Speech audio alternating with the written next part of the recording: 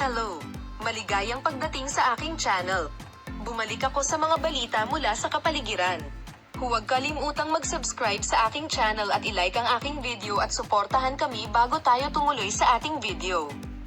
Si Halil Ibrahim Ceyhan, isa sa mga sikat na aktor ng Turkey, ay gumawa ng isang nakakagulat na hakbang at inihayag na binili niya ang tatak ng aktres na si Sila Turkoglu, na nag-advertise nito.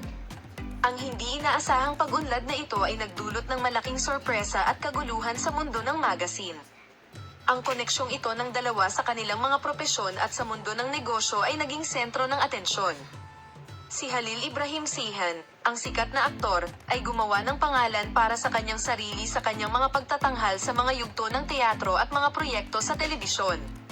Si Sila Turkoglu, sa kabilang banda, ay isang pangalan na kilala sa kanyang talento sa kagandahan at estilo at kamakailan ay naging mukha ng advertising ng maraming mga tatak.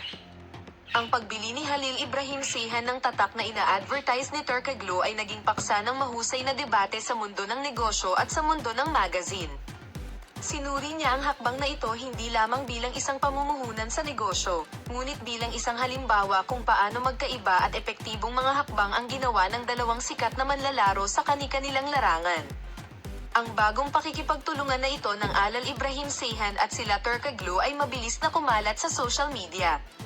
Nagpakita ng malaking interes ang mga tagahanga at tagasunod sa pamamagitan ng pagbabahagi ng sorpresang balitang ito. Ang pagpupulong na ito ng huli sa kanilang panloob na mundo ay nagpakita kung gaano sila aktibo at entrepreneurial sa kabila ng kanilang mga karera sa pag-arte. Salamat sa lahat ng nanonood ng aming video. Sana ay makita ka sa mga bagong video at bagong balita. Paalam, manatiling malusog, masaya at mapayapa.